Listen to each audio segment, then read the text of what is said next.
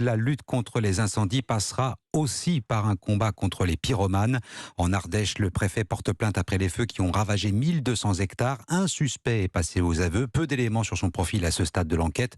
On en sait un peu plus en revanche sur l'homme interpellé dans l'Hérault. S'il n'est pas impliqué dans l'incendie qui a détruit 800 hectares à Gignac, il reconnaît être l'auteur de plusieurs feux dans le département ces dernières semaines. Il a été mis en examen et incarcéré, Frédéric Michel. Oui, cet homme de 37 ans, jusqu'ici sans histoire, bien intégré dans son village dont il est élu municipal. Cet homme vient de passer sa première nuit en prison. Devant les gendarmes en garde à vue, il a expliqué déclencher des feux pour faire intervenir les pompiers. Lui-même est pompier volontaire et sa profession à l'année, cela peut surprendre. C'est sapeur forestier. Son métier, c'est donc de défendre, d'entretenir la forêt. En garde à vue, il a expliqué que mettre le feu lui procurait de l'excitation, de l'adrénaline, mais il dit aussi que cela le sort d'un cadre familial oppressant. Le procureur de la République évoque un individu en quête de reconnaissance sociale.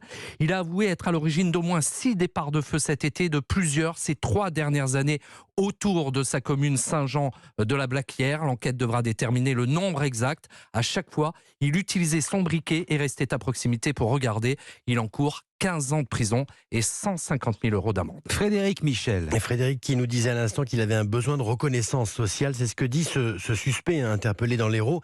Cela n'étonne pas ce psychologue. Michael Morlet-Rivoli est expert auprès des tribunaux. Il a entendu plusieurs pyromanes dans sa carrière et si leurs motivations peuvent tracer des points communs, les profils de ces criminels sont toutefois très différents.